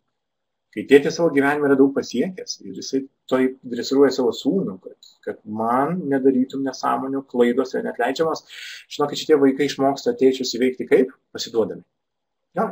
Viskas. Pasidavė ir tu, aš nežinau, ką toliau daryti, tu rodai, kad galim tą pasiekti ir viskas, jis toliau pasidaręs. Ir kai jau jam yra, tarkim, ten 11-12 metų, šitie pasidavimai darosi sunkiai veikiami. Pasuoja viskas, jis pasuoja. Jis bijo suklysti, tai jis net nepradeda. Ir dėl to šitą taisyklę nuo iki pats, ką gali pats, nesvarbu kaip yra gerai. Jeigu vyras daro valgyti, duokit jam padaryti, nesvarbu kaip. Netikrinkit, ten druską įdėjo, neįdėjo, prieskonius anksti, per anksti ar per vėlai įdėjo yra. Gal šuo bus sočiausias šį vakarą, bet bent jis jau nuo iki padarė. Jeigu moteris vairuoja, leiskit jai užgesti su mašina. Vieną kartą ir antrą kartą, bet jinai nuo iki įvarė mašiną į garažą. Kaip pavyzdys, aš gal turbūt stereotipiškai kalbu yra, nes yra šaunių moterų vairuotojų ir puikių vyrų kulinarų yra, bet kartais taip yra, ten galų gale vaikas kalbėsi, ar dantis valėsi, tai ta valymas yra toks. Ir gerai, bravo, pats padarei, ten, gal aš, ar kaip maudėsi, žinot, kaip yra, ten tas maudynės būna, kad ten viskas išsimaudė, išskyrus vaiką, vonioje yra. Ir gerai, ir tokia, kam, kad jis formuotų tą jausmą, jisai pats padarė. Nes jeigu ne, jis būna kviečia mamą, tik išmaudė. Ir paskui su namų darbais panašiai būna, galų gale net ir su santykiais. Jūsų paauglė, ar net jaunuolė dukra sako, tai mama, tu parink, ar šitas vyras normalus man. Jo, jūs sakot, pati renkiesi. Jo, ir čia ta tokia nuolatinė grandinė. Ir žinokit, paskui, kai atsiranda įgūdis, toks pats, jis atsiranda toksai vidinis, tu supranti, kad gal nėra tobulai, bet tas, kad pats padarei, jis pradeda užvežti. šie žmonės pradeda nebijoti pradėti. Nes tie, kurie daro didelį, jie labai dažnai turi problemą su pradžia. Jie iškart labai daug nerimo yra ar gausis. O šitie, kurie patys daro, eina, daro, tarkim, gal ten nebūtinai tobulai, ten kas dažo sieną, taip nudažo, kad ten bus problema. Nes paskui yra kita taisyklė, ir tą vadinama vis geriau. Bet ją geriausiai įvesti tik tai vaikam nuo kokios 2-3 klasės. Kad jie pirmiausia pajaustų tą vadinamą iniciatyvos džiaugsmą, jie pajaustų tą tokio užbaigimo džiaugsmą, o paskui jos randa kaip norma. Pavalgiai, pats gali lėkščias nunešk. Nes toliau tėvam tampa labai svarbu netapti aptarnaujančių personalų. Nes tėvai kartais gali jaustis taksistai, ypač jeigu namas kur nors už miesto ir kiek tu įvežioji yra. Jis pats galėtų autobusu, bet jis sugeba išgirsti, kad veža mama, nes jis pasiduoda. Jis pasiduoda ir mama, tu daryk, tu mane pagaminai, tai tu dabar mane ir augink. Tai čia yra vienas iš tų barjerų, yra tokia vadinama tas jausmas, kad pati padariau ir yra jis labai motyvuojantis. Ir kitas, pavyzdžiui, tas vadinamas iniciatyvos. Iniciatyvos reiškia, kad gyvenime aš netėjau tavęs linksminti. Ir jeigu nelinksma, tai vadinasi nelinksma. O kad būtų linksma, tu turi irgi pats save užimti. Sugalvok savo dieną, savo gyvenimą, savo užimtumą, savo tvarką. Mes turim namų taisyklės, bet daug kur mes neturim užimti vaiko. Tai yra, jie geriausiai save žino, ko jie nori, kaip jie laiką leis ir su žaislais jie patys istorijas gali sukurti. Ne vien filmukai jie turi linksminti, jie gali kurti fantazijas. Dėl ko aš siūlau irgi, kai perkat žaislus, žiūrėkit, kad nebūtų žaislai, kurie už juos linksmina juos. Skambantis mygtukai, melodijos groja, nes jis pasit po kurio laiko jie nugriūna. Dėl to, kad nedirba vaikų galva. Kartais geriausia jų žaislai, čia netinka, aš to parodysiu jums truputį. Tokia, žinot, jie apie nieką, tokia yra, baldai apie nieką, kur pilių statymas, tai čia mažiems vaikams. Tušti lapai, patarkim, bet gimtadienio dovana gali būti tuščias sąsiuvinys gražus. O ką darysim, tai reiškia, tu jį pats užpildysi. Čia tavo istorija tu galėsi rašyti. Ir jam bus neįdomu. Paskui žiūrėkit, kai jis rašo, jūs būkit šalia ir man įdomu, kaip jis pradės pirmą sakinį. Man tėvai padovanojo nesąmonę, tai jūs taip rašo. Bet bent jau jis rašo. Ir pamatysite, vaikai paskui, kai sukuria iniciatyvą, jiems tampa taip, jie įeina į savo veiklą, paišo, daro ir tada jie darosi azartiškai. Jie pradėjo savo iniciatyvą užimti save, kurti. Ir tada jie pradeda, dar šitą naudos, dar tą naudos, dar tą naudos. Ir viskas, jau nesustabdysit. O tada grįžtat namo, žiūrit, kad visa siena yra išpaišyta ten jo meno kūriniais. Bet realiai jausmas viduje yra toks, kad viskas, jo nereikia stumti, jisai pats eina. Ir dėl to ta iniciatyvos tema labai svarbi. Na ir tik tai kažkur apie 2-3 klasę įvesti tą griežtesnę taisyklę, ką darai, daryk vis geriau, bet ne su draugais lyginant, o su savim. Tai vadinama truputį geriau negu tu vakar. Ir aš labai siūlau šitą taisyklę, yra nelygint su broliu, nelygint su tėčiu, nelygint su draugais, klasiokais, o lygint su savim. Ją sunku įvesti, nes mūsų visa švietimo sistema labai parengta į rungtynes, į palyginimus, vidurkius tuos ir vadinamuosius. Ir net, pažiūrėkite, net ir pas mus, kiek yra lyginimų su kaimynais. Dabar jau kas pirmą žolę nušienaus, bet nepradėjo aukti, jau kas kokį šunį turi. Čia jau daug istorijų, irgi turbūt girdėt, kai kaimynai varžosi. Vienas vieną aukštą namą, kitas 2. Vienas šunį, kitas 2. Tai vienas 10 metų atsisėdo, tai kitas. Ir čia tas varžybos jos darosi labai skausmingos, yra kaip nuolat lygini ir tada tu jauti tokio, kad prastumo jausmas yra. O realiai kiekvienas turi savo kelią ir kartais tu net pamatai, kad tiek daug jėgų atidavė ir turi mokėti pasididžiuoti. Bet tai yra vadinama truputį geriau, nes, pavyzdžiui, įsivaizduokit, čia yra pirmūnų problema, vaikai, kurie yra gabūs. Ir tada, kai jie palygina ir jie yra tobuli, jie sustoja, jų motyvacija išsijungia, jie viskas, o kai jis lygina su savim, jis gali dar toliau eiti. Ir tokia vadinama, jis įsijungia savarankišką tobulėjimo kelią. Čia kaip mokslininkai atranda, tokia jam nesvarbu, jam neužtenka atlyginimo, jis toliau žiūri, ar jis įveiks, ar jam pavyks atrasti atsakymą, jis eina dar toliau, negu vakar dieną padarė, tyrinėja, mokosi, bando yra. Ir tada kartais jau tiesiog mokyti šitos žmonės stabdyti, kad jie jau sektų savo kūną, sektų savo sveikatą, kad darboholizmas netaptų jų bruožas, yra, kad būtinai ten tokia vadinama vis geriau yra. Tai tokia balanso jausmas yra, bet jau čia suaugusio norma yra. Ir aišku, dar viena iš tų normų jūs pastebėt yra tobulėjimas, tas motyvacija, tai nėra, kad žmogus vien tik daro. Jis toks turi turėti visą laiką tą vadinamą veidrodėlį, jis toks savito stilių. Mes turime išmokti didžiuotis tokiais savais bruožais pagal save, kaip susidėjom daiktus, kaip ruošiam, kaip kalbam, kokius žodžius naudojam. Ir tas savitas stilius, jis toks tampa paskui, žinot, kaip yra, mes tai vadinam kaip vaidmuo. Žmogus užsipildė savimi ir jau čia jau jūsų reikalas, priimsit ar ne, jis toks yra. Jeigu matys, kad reikia keisti, jis keis, bet pasiranda lengvumas būti savim. Jis nebijo parodyti savęs ir iš teigiamas ir iš neigiamas pusės kitiem. Jis mokosi būti savim. Dėl ko, jūs pastebite dabar, ypač paskutiniu metu, labai auga moteris, nes jų literatūros labai daug yra, kai tas akcentuojamas autentiškumas. Mielos moteris, jūs mokėkit būti savim. Vyrai dabar išgyvena krizę didesnę.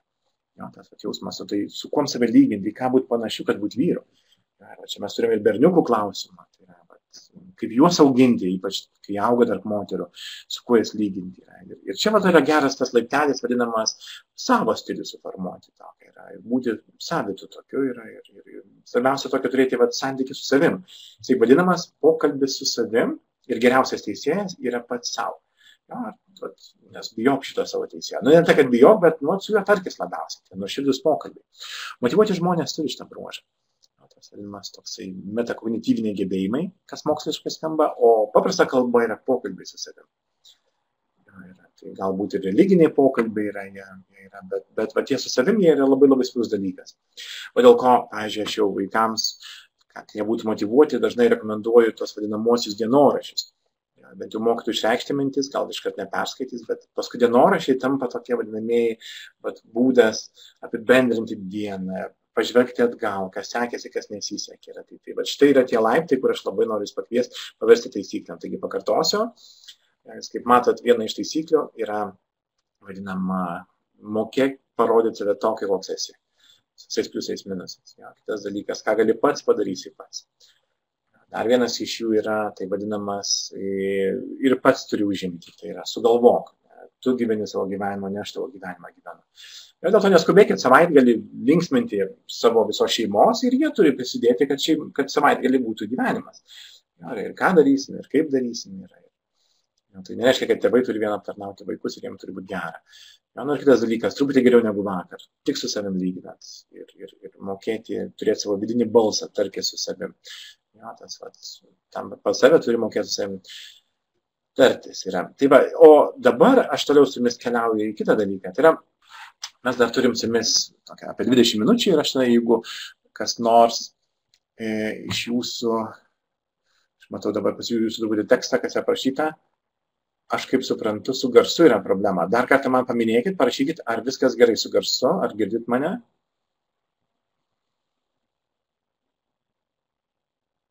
Aha, girdisi čia gali būti, nes kadangi mes online esam ryšyje, tai gali būti, kad kai kam ryšys trūkinėja. Šaunu. Ačiū Rasa, Edita, Ingrida, Romanai, Žaneta, Asta, Galina. Važiuojam tada toliau. Taigi dar mes tokį nepilną pusvalanduką. Ir dabar aš noriu parodyti vieną iš būdų, kaip dar galima padėti vaikams eiti į priekį. Tai yra, aš tai vadinu, tokie intymus, trumpi pokalbiai. Mes juos vadinam kaip motyvaciniai interviu. Bet tai yra tokia, kai tu jam neaiškini, nemoralizuoji, tu jam nerodai, o tiesiog aš taip įpakviesiu, sakau, o gal aš taip trumpam pakviesi, pažiūrėk. Ir tada užduodu klausimą ir aš noriu, kad jis atsakytų ne man, o savo. Pažiūrėk, tai yra tokia situacija ir ką. Ir tada aš noriu, kad jis atsakytų. Bet dėmesio, čia labai yra svarbu, kad šitie pokalbiai, tokia jūs mato tos žodžius ir aš juos dabar vis galvoju, kuris šis žodis geriausias, ar autoritetinis pokalbis, ar toks palydintis. Ir čia tampa labai svarbu išmokti išjungti save, kad, žinot, kaip sustabdyti savo tą dresuotoją. Jis toks yra, kai tu dresuoji vyrą, dresuoji žmoną, tu taip toks būni remontininkas. Va šitoms pokalbėms remontininkas gadins reikalą. Jisai, jeigu jis yra, jau šeima susipažino, bet čia principas toks yra, šituose pokalbiuose tampa labai svarbu, kad jūs sustabdytumėt savo tą dresuotoją. Ir dabar tada tenka taip iš naujo apsibrėžti tokią vadinamas taisyklės, kaip man būti su vaiku. Ir tai nėra lengva. O ką tai reiškia? Tai reiškia, jeigu jaučiat, kad tampat vėl dresuotojų, prievartautojų, tokie, žinot, kaip prievartauju gerėti, stabdot ir traukės nuo vaiko. Nes vaikas mokysis, kaip jūs išgyventi, o ne kaip aukti. Kaip pasiteisinti, neaukti. Ir tai nėra paprasta. Ir dėl to jūs matot keletą minčių, kas yra. Ir čia aš gal išskirsiu vieną iš jų, tai yra tas, sakyk savo nuomonę. Aš tik klausausi. Ir tada sėdėt, užsioti burną klausotės. Galų galėtas, aš vis paklausiu, ar tau su manim lengva kalbėti. Ar gali su manim kalbėti. Ir aišku, stabdyti visas tokias vadinamasias pastabas yra.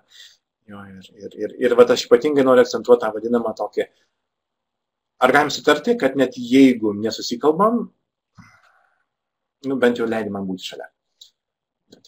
Vienam sprendimo tai yra tokia prašymas, kad vaikas jį prisileistų, tėti, mamą prie savo minčių. Žinokit, tai nėra lengva. Aš galbūt net turėčiau ne šį seminarą, ne šitą paskaitą vesti apie motyvaciją, bet o kaip reikia prie vaiko, kai jisai kalba nemeluodamas, nepagražindamas, o taip kaip yra, tas santykio užmesgimas, nes vaikai, jie kartais, žinot, kaip be žodžių, tokia šypsosi, akis varto ir jauti, kad jis slysta. Aišku, ne visada, bet tas yra. Taigi, pasižiūrėkit. Šiuo atveju, tie pokalbiai, aš jums duosiu tik nuorodą, yra pora autorių, kurie pradėjo labai daug dirbti su suaugusiais žmonėm, kurių gyvenimai griūna. Ypač kalba eina apie narkomanus, apie alkoholį vartojančius žmonės. Ir jūs turbūt pastebite, kai mūsų šalis dabar blaivina visą Lietuvą truputį tokią per prievartą, ir mes jau nujaučiam, kad tai nebūtinai suveiks. Bet jie pasirinko kitą kelią, matydami, kad jeigu mes per prievartą blaivinsim, svorį kitiems mesim, ten narkotikus bandysim atiminėti, cigaretės, nesuveiks. Kartais tu žmogų palieki ir jis jau pats turi pasirinkti atsakomybę už tai, ką jis daro ir žiūrėk, jis susitvarko. Kol jis pats savęs netvarkys, tol žinokit, aplinkiniai tik prigesins problemą, bet neišspręs. Čia daug bandymų ir tyrimų buvo, ir su prievartiniu išblaivinimu, ir nesuveikia. Tai ir su vaikais irgi panašiai, kažkiek laiko gali suveikti, sustoja. O tada ką daryti? Ir tada atsiranda toks vadinamas buvimas šalia, kai žmogus eina į priekį. Tokia sudari sutartį, kad ar aš galiu su tam kalbėti apie tas nuoširdžias mintis, kur ką tu šitro galvoji. Kaip tu save pateisini yra, bet nieko aš tau nekomentuosiu, tiesiog aš būsiu šalia pokalbiams. Ir su vaikais taip ir būna tokia. Tai gerai, dabar tu dar žiūri teleką, ir jau pamokos dar nepadarytos, bet ar galiu trumpai? Prieinat labai arti ir paklausot, o ką tu savo sakai, dėl ko tu savo leidi? Čia yra tie tokie mažieji, intimus pokalbiai, kai vaikas net neturi jūs atsisukti. Neprivartaukit, žiūrėk į akis ir pasakyk nuoširdžiai, padaryta ar ne? Ne, čia tas yra toks vadinamasis stumimas. Čia yra, jūs galite prie ausies prieiti ir jūs galite toliau žiūrėti teleką ir aš sakau, o kiek tu savo leisi? Ir šiuo atveju, tada atsiranda tokia, aš tai pasakysiu, jūs turit lavinti pas save, kaip užduoti klausimus, kad vaikas atsakytų savo, nes labai dažnai, būtent yra taip, kad aš kaip ir noriu padaryti pamokas, bet dar filmukas nesibaigė. Yra 2 pliusai, bet tas yra, žinokit, čia yra tas dvilypumas, tas būtent esminis dalykas yra dvilypumas, tai yra, mes daug kur papuolame į tokią dvilypumo situaciją. Ir ten, ir tas, ir tu užstringi, tada tu nieko nedarai, nei tu ten tobulėjai, nei tu normaliai filmą pasižiūri, nei tu namų darbus padarai. Nei tu namus sutvarkai, nei tu tokia, ir tas užstrigimas, jis toks galbūt jums pažįstamas jausmas. Ir kol neįspręsim užstrigimo, tol žinokit, nei vieną, nei kitą pusę nejudėsim. Toks blaškymasis ir yra. Ir tada mano siūlymas yra tokia, pokalbių su vaikais, įdėkit tokius klausimus. Tas vadinamas yra, jis toks, gerai, kalbam tavo tempu. Jisai tyli, ir jūs tylit. Bet sako, turėk manį, mes dar vis kalbam, net jeigu tyli, mes kalbam. Arba, pažiūrėjau, svarbesnis dalykas yra, tai yra mokyti vaiką viską dėti ant svarstyklio. Tai yra, pavyzdžiui, jis eina filmą žiūrėti, eina valgyti ledų, jis turi pasakyti man ir pliusus, ir minusus. Jis man turi pasakyti. Pasakyk man, gerai, kuom tau yra gerai, bet kartu pasakyk, kas ir ne taip. Ir vėl, ir jis tokia, žinot, kaip po kurio laiko pas jį atsiranda toks įgūdis visą laiką dėti ant svarstyklių, nes gyvenime taip ir yra. Tas mūsų nuolatinis mokėjimas pasverti mums paskui padeda. Mes suprantam, kad ką be padarysim, mes kažką prarasim. Tai yra, kiekvienas pliusas turi savo kainą ir kiekvienas minusas turi savo pliusą. Jeigu tu turi viršsvorį, yra didžiulis pliusas, taip, skaniai pavalgai. Jeigu tu vėluoji, tai yra tas pliusas, kad dar namuose pabūni. Dar kažką pasižiūri, dar kažką sutvarkai. Ir vat, kai išmoksi pagal šitą principą, tą tokį svėrimą, tu pradedi tokią vadinamą eiti tuo keliu, vadinamas mažiausios žalos, didžiausios naudos, bet tu turėjai pamatyti. Tai reiškia, tu nuolat savo turėjai atvirai pripažinti ir pliusus ir minusus. Ir kitas dalykas yra, aišku, vaikams nuolat sakyti, žinote, kad nepaisant to, kur mes esame dabar, yra dar geresni būdai gyventi, būti, tvarkytis. Tiesiog žinok. Ir galite savo patirtį pasakyti, ar kitų vaikų pavyzdžius parodyti, kas irgi tinka yra. Tai va, o dabar jums noriu pateikti tuos tokius esminius 4 teiginius, kuriuos yra gerai vaikui kartoti. Per tuos mažosius pokalbius, štai yra tie keletas teiginių. Tai vienas iš jų, aš jau paimu iš tavo taisyklę, tai yra vienas iš jų yra vadinamasis parodai, kaip pats pabaigsi. Parodai, kaip pats išjungsi teliką. Parodai, kaip indus nuneši. O aš tuo metu, kai tu darysi pats, būsiu šalia. Va dėl ko mano siūlymas, kai vaikai stringa, jūs įjunkite tą vadinamą tokį palydėjimą. Nes važiuokit, čia gal žodis pedagoginiai, čia nesminkit kalba ne apie mokymą, ne apie mokytojus, ne apie mokyklą. Pedagogas reiškia lydintis vaiką. Mokymasis vyksta greičiau, kai yra šalia žmogus ir vaikas žino, kad jis stebi. Ir jums nereikia prievartauti, jūs esate tik šalia, kai jis neša indus. Jis eina dantis valytis. Toks atradimas lėtas, ėjimas ir bus vaidybos, bet paskui pasisiranda toksai, žinot, kai jūs įžiūrit, jis irgi pradeda į save žiūrėti. Ir atsiranda savistaba, kuri yra viena iš svarbių savikontrolės dalių. Mokėjimas matyti save. Tai dėl ko aš taip siūlau, kai darai pats, leisk, aš būsiu šalia. Kai neša šiukšlės, palydėkit. Jis jums perduos, ne, jūs sakot, mes dabar mokomės jo patys užbaigti ir aš pagirsiu tave, kai tik tai padarysim. Kai nueisi sesės atsiprašyti, aš būsiu šalia. Parodyk, kaip nueisi, nes kartais nueiti yra sunkiau, negu pasakyti žodį atsiprašau. Tai va, ir papildomos tos taisyklės yra, kurias vadinu nuolat matyti save, net jeigu sugriūni, neišjunk akių. Žiūrėk, kas gavo, žiūrėk, kaip padarei, žiūrėk, kas yra, kokia diena išėjo. Tai aš dabar truputį dar paminėsiu apie šitas vadinamasias taisyklės. Ir vieną iš jų aš tą vadinu matyk. Pažiūrėkit, ką reiškia matyk. Matyk tai reiškia, pavyzdžiui, kartais vaikai tinginiauja, tai jis ir sako, tai tu man tiesiog matuok laiko, kiek laiko tu tinginiauji. Jūs net galite Androido, kas turi programas, surasti, aš nesimenu tiksliai pavadinimo programos, kuris nuolat seka jūsų laiką. Paprašo leidimas ir jis jums parodys, kiek jūs laiko pražaidėt, prabuvot, jis gali net geografiškai sekti, kur jūs būnat. Kartais nustepsit pamatę, kiek mes laiko išmėtam, išvaistam. Tai čia yra vienas iš žingsnių, yra matyti save, tą sformuoti veidrodėlį. Pavyzdžiui, šiandien penktadienis eina į pabaigą, jis dar nesibaigia, gyvenimas tęsės. Bet kas jau įvyko šį penktadienį. Ir čia su vaikais mes bandom matyti, pavyzdžiui, kiek iš jų buvo momentų, kai tu išsiblaškei, planavai, bet nepadarai. Bet tada, o ką tu darai tada? Tas matyk, tai reiškia tiesiog fiksuok. Ir vienas iš jų tai yra toks mokėjimas matyti, kaip praleidai paskutinį pusvalandį. Net ir dabar, ką jūs darėt iki paskaitos, nuo pusę 6 iki 6. Ar gyvenot, ar kažko laukėt. Ir tas yra toks mokėjimas matyti, paskui pradeda veikti, kad kiek yra daug laiko, kurį mes išmėtom, sunku pasakyti kodėl, bet išmėtom. Ir mes įmėtysim toliau, kol jo nematysim. Jūs galite pamatyti, yra žmonės, kurie, pavyzdžiui, gyvena su kalendorium, jie kartais atrodo, žinokit, daro tiek, bet jie sugeba dar ir pailsėti, ir pasportuoti, ir knygą paskaityti, nes ką jie pradėjo matyti žymiai geriau laiką. Pavyzdžiui, padarykit paprastą užduotį, padovanokit vaikui laikrodį. Tai reiškia, kiekvieną kartą jūs pasakot, pasakyk, kiek dabar valandą. O dabar. Jūs visą laiką turi pasakyti laiką. O kiek dabar jau praėjo? O dabar. Kartais aš su vaikais darau tokį testą. Sakau, vaikai, dabar užsimerkit ir užsimerkit lygiai po minutės. Man įdomu, ar jūs turite tą pajūtimą, ar matot laiką, kaip jis eina. Nes jam žodis dažnai būna kitas laikas tuoj. Paskui. Jis turi išmokti, kad jis laikas, jis tai greitai eina. Bet jį reikia išmokti matyti. Išmokti kalendorių matyti. Tai čia yra geri dalykai, yra, pavyzdžiui, pavasario brėžinys. Ir tokia brėžti laiką, kiek mes jau pavasario nugyvename. Mėnesio kažkokie tai didžiuliai tie kalendoriai, tokie ant sienos su vaiku nupaišyti, sužymėti. Tada tas matymasis ir ten žymėti ne vien tobulėjimą, bet apskritai kaip gavosi diena. Jeigu tingėjom, mes pažymim, kad tingėjom. Jeigu pykomės, mes pažymim, kad pykomės. Bet tas matymas, ta savistaba tampa vienas iš labai svarbių įgūdžių.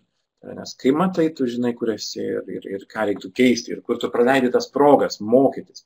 Duosiu pavyzdį jums iš mokyklos.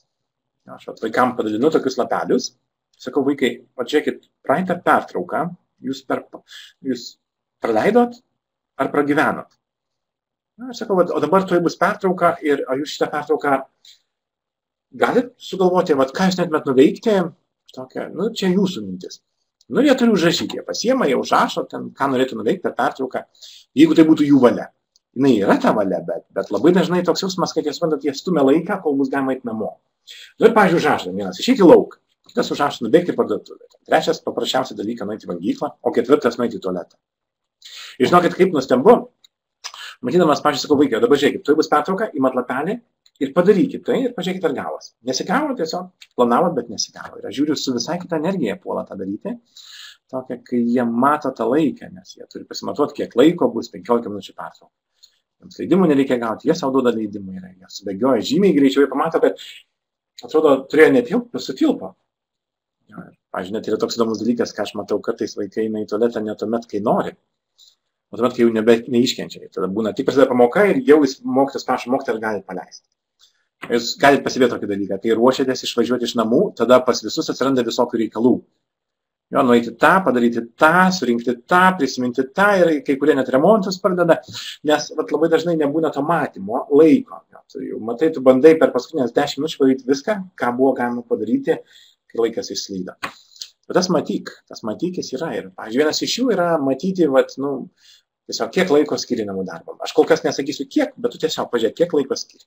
Galų gale, kada tu išsiblaškėjai ir jau nebedarai. Kada tu išėjai, kada tu nematėjai. Jūs galite pažiūrėti, net kai namus tvarkot, sekti, kaip jūs tvarkotės, pamatysite, kad tai nebūtinai yra nuosekliai, tai yra išslydai, tai laikraštį skaityti, tai ten knygą, tai paskambinai ir paskui, palaš, tą pradėjau ir nepabaigiau. Nes kur yra atsakymas, tas matymo nėra tokia. Pirma mintis mane išjungia ir aš tą nepasivėjau kada. Pavyzdžiui, kitas dalykas, kartais vaikus mokyti to vadinamą, kiek kartų atideda. Nes matot, atidėliojimas yra išmokta. Tada reiks išmokti tą, ne tai, kad nedėjimą, bet dabar. Dabar aš laiko šeimininkas galiu tą padaryti. Ir mokaisi, aš tai vadinu, matyk. Taigi dienoraštis, kalendorius, laikrodis yra geri draugai. Ką būtų galima su vaikai šnektelti. Ar tu matai, ką tu dabar darai? Pavyzdžiui, sėdi prie kompiuterio, jis turi man pasakyti. Ir aš sakau, dar kartą pasakyk, kas dabar vyksta, pasakyk, kur aš esu. Tu stovi šalia, ne, tiksliau pasakyti, tu nuo manęs stovi per metrą. Ką tu darai? Aš žaidžiu, ką žaidži? Sarsa. Ir kas dar yra kambarį? Jūs mantat, pamatysite, koks tamus dalykas. Jis, kai pradeda matyti, jis atitolsta nuo visų tų žaidimų. Jis tavo tokia gebėjimas matyti, kur esi. Ar gali pasakyti, kiek dabar valandų? Aš nesakau, ką tau daryti, tik kiek dabar valandų. Dabar yra 8:30. Kur mama? Girdžiu virtuvį. Ačiū. Ir nueina. Ir viskas, jis paskui jau prie to kompiuterio, jau kai tu matai, jau grįžta tą savikontrolę, bent jau epizodai. Tas matyk, jis tokia yra keista taisyklė. Aš taip ir siūlau, jeigu valgot, matykit, ką valgot. Turėkit paprastą dalyką, fotografuokit visą maistą. Jeigu vartojat vaistus, neišmeskit tų talių. Matykit, kiek per mėnesį tas toks gebėjimas savęs neapgaudinėti yra jūsų pirmas žingsnis į motyvaciją, tokį mokėjimą keisti. Ir kitas dalykas, aš jums jau minėjau, dar grįžtu per porą skaidrių, yra vadinama pasirink. Tai ta taisyklė, tai yra, ką tu dabar renkiesi daryti. Tu žinai, ką aš noriu, ko mes prašom, tai yra, žinai, kas priklauso, ką reikia, kas privalu, bet realiai, ką tu renkiesi. Ir, pavyzdžiui, vienas moksleiviams gerų klausimų yra, ką tu renkiesi, šiandien į ką suinvestuosi savo laiką. Jau savo norų. Čia jau nebūtinai tu žinai, ką mes norim, bet savo norų. Ar tu mokysies, tvarkysies, tobulinsies, ar tu su draugais leisi laiką, linksminsies, ar tu išsimiegosi. Ką tu renkiesi. Ir tas pasirinkimas yra viena iš labai svarbių sąlygų irgi savikontrolės. Tai yra nepermesti atsakomybę kitiem. Privertė. Mes tada tampam ne tėvai, o prižiūrėtojai. Ir tokia privertėjai, tu jauties, kad stumdaisi toks. Atrodo, jums vienai reikia mamai, kad visi užaugtų, o kiti gali ir neaugti. Ir tada tenka labai svarbu tokią nuolat šitą klausimą užduoti. Taigi, ką tu dabar renkiesi? Ar su manim pyktis, arba manį tą išspręsti? Nu, bet pradėkite nuo mūsų dalyko. Tu dabar eisi dantis valytis, ar už 5 minučių? Ar namų darbus dabar darysi, ar barsimės, ar tarsimės. Jo, tas nuolat vieną iš klausimų užduoti, yra tokia, tu pasirinkies. Tai yra, aš jau pasirinkau būti mama, o dabar tu renkiesi, tai yra, koks tu vaikas būsi. Ir va čia tas nuolatinis klausimas, rinkitės. Jo, ar griežtai, ar draugiškai mes užbaigsim šitą istoriją. Ir va tas nuolat akcentuoti yra, ir kada jis miegoti, ir galų galia net ir, sakykime, kaip pasibaigs istorijos, ir kur laiką labiausiai skirs. Tai va tas pasirinkimas. Žiūrėkit, jums duosiu kitą pavyzdį iš suaugusio gyvenimo. Realiai ir čia galioja toliau tą taisyklę. Nes, pavyzdžiui, jūs dabar esate čia 77 dalyviai, jūs pasirinkot būti čia, jau 7-8. O tai reiškia, kad jūs kažką tik ką praradot. Ir va čia yra ta gyvenimo tiesa. Kai mes renkamės vieną, mes kažko netenkam. Ir tada išmokti liūdėti ne dėl to, ko netekai, bet tai, ką gavai, žinant, kad kažko netekai. Paaiškinsiu kitaip. Kai kas iš jūsų norit būti gera mama, geru tėčiu. Jūs dar vieną dalyką suspėsit, pavyzdžiui, būti gerų darbuotojų. O tada matot, kad nespėjot, norėtumėt būti sveiki, bet nespėjot.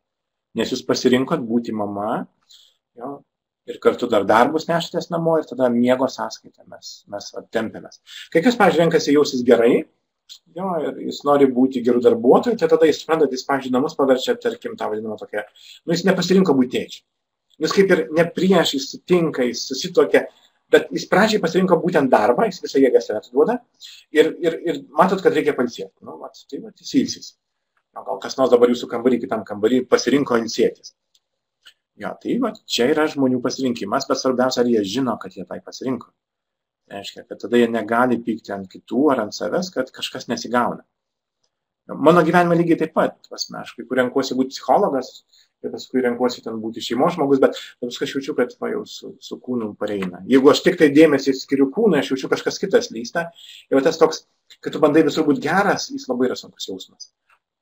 Tai taip yra su to gyvenimu, kad pagauti šitą principą pasirinkimo taisyklę. Mes renkamės, mes neturim tiek jėgų, kad viską, bet bent jau mokamės pasirinkti ir didžiuotis tuo, ką pasirinkom. Jeigu aš pasirinkau šeimą, vadinasi šeima. Aš aišku žinau, kad paskui bus sunkiau, nes šeima išeis, vaikai išeis. Ir aš nežinau, ar jie mane pasirinks, aš negaliu jų reikalauti, kad būtinai jie mane rinktųsi ir prisimintų. Bet bent aš jau didžiuojuosi savo gyvenimu pasirinktų. Tai yra mano pasirinkta. Kai kas renkasi darbą, tada jie turi žinoti, kad tada darbai bus gerbiami, bet šeima, jinai taip ir gaunasi, žinau, kaip neužbaigta. Ir pradėkim tą nuo vaikų. Ar tu išsimegosi, ar tu su draugais pabūsi.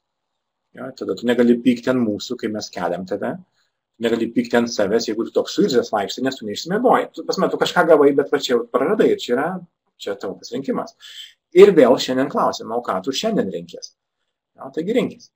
Tas yra, tu žinai mano taisyklės, žinai, ko mes norim, o ką tu renkies. Mes jau pasirinkom būti tėvais ir pasirinkom, kaip mes tą darysim. Tai tas pasirinkimas yra viena iš tų taisyklių. Ir dar pabaigai paminėsiu tokias 4 pokalbių temas. Aš jas labai bendrai tokias, nes čia būtų galima jau, su tėvais vedu tokius ir platesnius mokymus, bet bent jau savo pasimti porą minčių. Taip yra, kai matot vaiką, pabandykite matyti taip, aš taip gal per primityviai pasakysiu, kaip automobilį turinti arba neturinti 4 ratus. Ir bent vienas nukrenta, žinokit, jis kaip ir važiuoja, bet jis, taip, žinot, tai vadinama pilvu čiuožia. O taip norėtųsi, kad visi 4 ratai veiktų. Ir tada žinokit, jūsų nereikia. Jis eina pats, jis daro. Ir viena iš tų temų pokalbių, tai yra, kad jūs kalbėtumėt ne apie tai, kas buvo šiandien, kas buvo vakar, bet kokią savo ateitį mato. Su vaikais labai yra viena iš įdomių pokalbių, yra ta vadinama geroji diena, pati geriausia diena ateityje. Pasivaizduokite, jeigu aš jūsų paklausčiau, o jūsų pati geriausia gyvenimo diena buvo ar bus? Dar kada paklausiu. Buvo ar bus? Ir vaikų paklauskit. Tegu jis bent fantazijoje sukuria, kaip atrodys jo pati geriausia diena.